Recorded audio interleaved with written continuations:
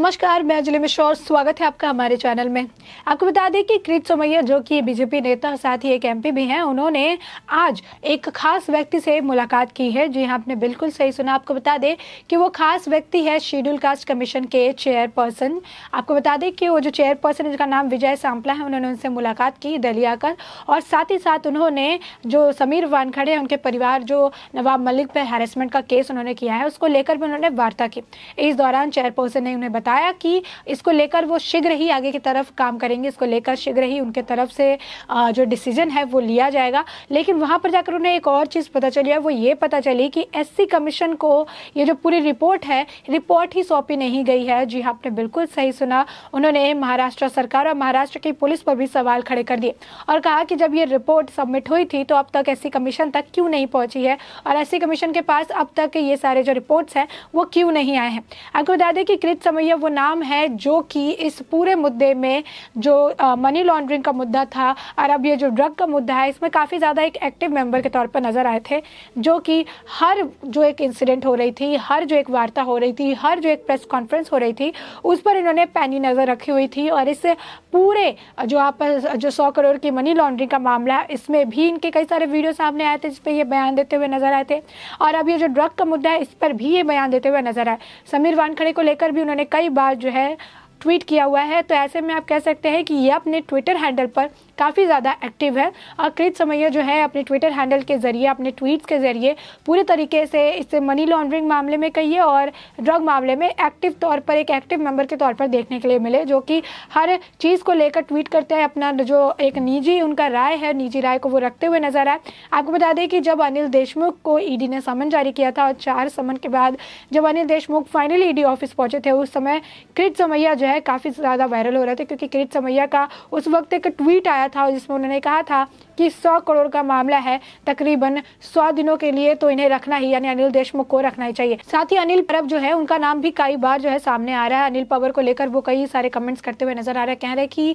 जो इसका next number है इनका ही है। आपको बता दें कि अनिल देशमुख के बाद जब इस पूरे मनी लॉन्ड्रिंग मामले में ऋषिकेश देशमुख को समन जारी किया गया था, उस वक्त भी उनका एक ट्वीट सामने आया था जिसमें उन्होंने कहा था कि अभी पिता यानी अनिल देशमुख, इसके बाद बेटा यानी ऋषिकेश देशमुख, अब इसके आने वाले वक्त में दामाद, साझेदार और कई सारे जो शिवसेना और एनसीपी है उनके वरिष्ठ नेताओं के नाम भी सामने आने वाले हैं। जी आपने बिल्कुल सही सुना। आपको बता दें कि इसी तरीके से किरीट सोमैया पूरे मामले को लेकर एक्टिव होते हुए अपनी बयानबाजी ट्विटर के जरिए ट्वीट करके लोगों को इसकी जानकारी देते हुए नजर आए थे। किरीट सोमैया ने इससे पहले भी कई सारे मुद्दे पर खुलकर बात की थी। इससे पहले भी जब अनिल देशमुख को रिमांड पर भेजा गया था, तब भी उन्होंने ट्वीट करके इसकी जानकारी लोगों को दी थी। इसके साथ ही जब उन्होंने जुडिशियल जो कोर्ट है उन्हें जुडिशियल कस्टडी में भेजा गया था, तब भी उनका एक ट्वीट आया था। और जब जुडिशियल जो कस्टडी है उसे जब ईडी ने चैलेंज किया था और उसके बाद फिर उन्हें ईडी कस्टडी में 12 नवंबर तक के लिए भेज दिया गया, तो इसको लेकर भी किरीट सोमैया का ट्वीट आया था। यानी किरीट सोमैया वो पर्सन है जो कि इस पूरे मामले में एक्टिवली पार्टिसिपेट करते नजर आए। मनी लॉन्ड्रिंग वाले मुद्दे पर उन्होंने कई सारे सवाल खड़े किए थे कि अनिल देशमुख के पास भी इतनी संपत्ति थी, अनिल देशमुख ही वो व्यक्ति है जिन्होंने ये पूरा कहानी जो है मनी लॉन्ड्रिंग का रचा है। अनिल देशमुख जो महाराष्ट्र के पूर्व गृह मंत्री रह चुके हैं, सिटिंग गृह मंत्री रह चुके हैं, उनसे जुड़े हुए कई सारे तथ्यों को भी उन्होंने सामने रखा था। कई सारे फ्लैट्स जो है उसके मामले को उन्होंने सामने रखा था। साथ ही ऋषिकेश देशमुख का जब नाम आया था उससे जुड़े भी कई सारी बातें जो उन्होंने अपने ट्वीट के जरिए लोगों को साझा की थी। तो ऐसे में आप देख सकते हैं कि किरीट सोमैया जो है इस मनी लॉन्ड्रिंग मामले में एक ऐसे व्यक्ति जो थे जो कि काफ़ी ज़्यादा बयानबाजी करते हुए नजर आए थे। और अनिल परब जो है जिसका नाम बार बार ये किरीट सोमैया ले रहे हैं, आखिर ये देखना भी काफ़ी दिलचस्प होगा कि अनिल परब का इस पूरे मामले से यानी मनी लॉन्ड्रिंग मामले से कितना लेना देना है, और बार बार किरीट सोमैया अनिल परब को क्यों टारगेट कर रहे हैं, उनको क्यों ऐसा लग रहा है कि अनिल परब जो है वो उनका नेक्स्ट नंबर है। क्या किरीट सोमैया को इसके बारे में कुछ पता है? क्या उनके पास भी कोई ऐसे राज है या कोई राज का ऐसा पहलू दबा हुआ है जिससे उन्हें ये बात पता है कि अगला समन जो है, अगली जो व्यक्ति है जो इस पूरे मामले में फंसने वाले हैं वो अनिल परब है? क्योंकि बहुत शॉर्ट तरीके से और हर बार उनके ट्वीट में जो है वो अनिल परब का नाम मेंशन करते हुए नजर आ रहे हैं। ऐसे में अनिल परब को लेकर भी अब कई सारे जो है सवाल जो है, कई सारे आप कह सकते हैं कि आज आसपास एक सुनबुराहट जो है वो बढ़नी शुरू हो चुकी है कि आखिर अनिल परब का नाम बार बार क्यों आ रहा है, अनिल परब इस पूरे मामले में किस तरीके से इन्वॉल्व है। तो आपको बता दें कि कृत समैया जो है इसी तरीके से इस मनी लॉन्ड्रिंग वाले मामले में काफ़ी ज़्यादा अनिल देशमुख को लेकर ये समझ आए थे कि वो चाहते थे कि उनकी गिरफ्तारी हो जाए, चाह रहे थे कि भाई ईडी इनसे सवाल पूछे। साथ ही उन्होंने कहा था कि ईडी के पास कई सारे सवाल होने वाले हैं जिसके जवाब इनको यानी अनिल देशमुख को देने पड़ेंगे। साथ ही साथ आपको बता दें कि अब जो मनी लॉन्ड्रिंग वाला मामला है जिसमें अनिल देशमुख को अब ईडी के जो है संरक्षण में भेज दिया गया है, अब ईडी उनसे पूछताछ करने वाली है। आपको बता दें कि सोमवार के दिन उनसे तकरीबन 12 घंटे की पूछताछ की गई थी, लेकिन इस दौरान उन्होंने कोई भी संतोषजनक जवाब नहीं दिया था, जिसके बाद ईडी को उन पर जो है शक गहरा गया और उनकी गिरफ्तारी हो गई थी, जिसके बाद उन्हें जुडिशियल कस्टडी में भेजा गया था। लेकिन ईडी उन्हें अपनी कस्टडी में रखना चाहती थी और यही कारण था कि ईडी ने जो सेशन कोर्ट है उसके जो फैसले है उसको बॉम्बे हाई कोर्ट में चैलेंज किया और आखिरकार बॉम्बे हाई कोर्ट की तरफ से ईडी को मिल गया जो उन्हें चाहिए था, यानी ईडी को मिल गया अनिल देशमुख का हिरासत। और इसके बाद अब ईडी उनसे कई सारे सवाल अब 12 नवंबर तक पूछने वाली है, क्योंकि ईडी के सवाल पूछने का एक पैटर्न होता है। 5-6 लोग तकरीबन 12-13 घंटे एक ही तरह के सवाल एक ही पैटर्न में पूछे जाते हैं। तो ऐसे में कोई भी इंसान जो कि सच नहीं बोल रहा हो, कोई ना कोई गलती ज़रूर करेगा और कभी ना कभी सच तो बाहर आना ही है। ऐसे में आप देख सकते हैं किस तरीके से ईडी जो है अब सख्त हो चुके हैं, किस तरीके से अब ईडी पूरे मामले को लेकर जो है सख्त नज़र उन्होंने रवैया अपना लिया है और कोर्ट भी इसमें काफ़ी ज़्यादा ईडी का समर्थन करते हुए नज़र आ रही है, क्योंकि ये मनी लॉन्ड्रिंग का मामला काफ़ी पुराना मामला हो चुका है। ये मनी लॉन्ड्रिंग का मुद्दा जो है काफ़ी एक बड़ा एक लॉन्ग प्रोसेस में ये चलता हुआ नज़र आ रहा है, क्योंकि 100 करोड़ की वसूली सिटिंग गृह मंत्री के द्वारा एक ऑफिसर को तैनात करना जिसका नाम सचिन वाजे है और उनसे 100 करोड़ की वसूली करवाना, साथ ही अंबानी के घर के बाहर पूरा एक RDX से भरा हुआ जो स्कॉर्पियो एक गाड़ी जो है खड़ी होना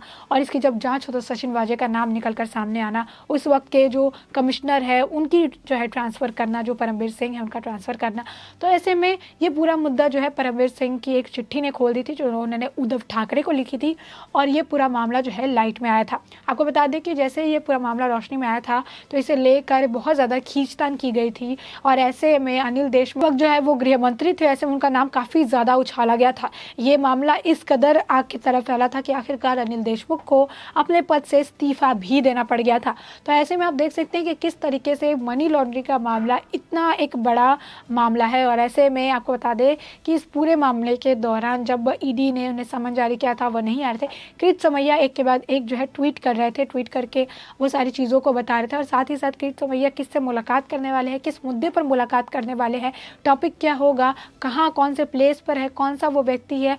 वो सारी चीज़ें जो है वो अपने ट्विटर के ज़रिए ट्वीट में जो है मेंशन करते हैं, लोगों को इसकी जानकारी देते हैं और साथ ही साथ वो इस मामले पर भी पैनी नज़र रखे हुए हैं कि आखिर मनी लॉन्ड्रिंग वाले मुद्दे में किस तरीके का प्रोग्रेस हो रहा है और हर प्रोग्रेस को लेकर उनका एक ट्वीट सामने आ जाता है। अब इसको लेकर साथ ही आपको बता दें कि अब समीर वानखड़े के परिवार की तरफ से भी जो नवाब मलिक के ऊपर केस किए गए, हरासमेंट का केस किया गया है कि किस तरीके से वो मेंटली समीर वानखड़े को हैरास कर, उनके फैमिली को हैरास कर रहे हैं। तो इसको लेकर भी अब उन्होंने जो आपको बता दें कि उन्होंने विजय सांपला जो कि शेड्यूल कास्ट कमीशन के चेयरमैन हैं उनसे दिल्ली जाके मुलाकात की और उनसे इस मुद्दे पर जो एक्शन लेने की बात कही और इस मुद्दे पर जो एक्शन लेने की बात करें, कहा कि इस पर शीघ्र जो है वो एक्शन लेंगे, इसमें जितनी जल्दी जो हो सके वो इसको देखेंगे, इसके ऊपर काम करेंगे। साथ ही उन्होंने ये भी कह दिया है कि यहाँ पर इसको लेकर जो है शीघ्र डिसीजन लिया जाएगा। नवाब मलिक जो इस तरीके से बयानबाजी कर रहे हैं ये बिल्कुल वो गलत कर रहे हैं, लेकिन वहाँ पर जाकर उन्हें ये भी पता चला कि जो एक रिपोर्ट बनती है जो SC कमीशन है उसे सौंपी गई है। तो ऐसे में उन्होंने ये भी सवाल खड़े कर दिए कि जहाँ पे कितना बड़ा मुद्दा चल रहा है, जहाँ पे NCB के एक ऑफिसर को इस तरीके से, उसके परिवार को इस तरीके से हैरेस किया जा रहा है, इसको लेकर रिपोर्ट दर्ज करवाई जा रही है, लेकिन रिपोर्ट की कॉपी अभी तक SC कमीशन में क्यों नहीं पहुंची है? क्या महाराष्ट्र सरकार, क्या महाराष्ट्र के पुलिस एक साथ मिलकर काम कर रही है? क्या महाराष्ट्र की पुलिस सो रही है? क्या महाराष्ट्र की पुलिस अब ये देख नहीं पा रही है कि किस तरीके से ये मुद्दा जो है आगे चलते हुए जा रहा है? आप देख सकते हैं कि जिस दिन मोहित कंबोज ने जब प्रेस कॉन्फ्रेंस